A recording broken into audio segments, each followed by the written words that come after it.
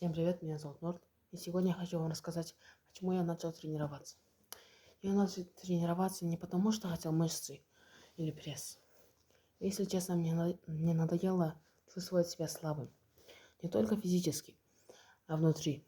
Когда ты знаешь, что можешь больше, но каждый день выбираешь комфорт. Я долго откладывал, думал, что начну потом. Но потом не делать тебя сильнее. Сегодня я понял, тренировки не просто про тело. Это про общение, которое ты даешь себе.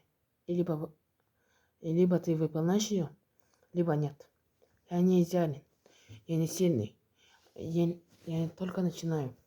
Но я больше не хочу убегать от этих ощущений, что я мог, но не сделал, потому что я здесь, и это только начало. Всем пока, с вами был Норд. Всем пока.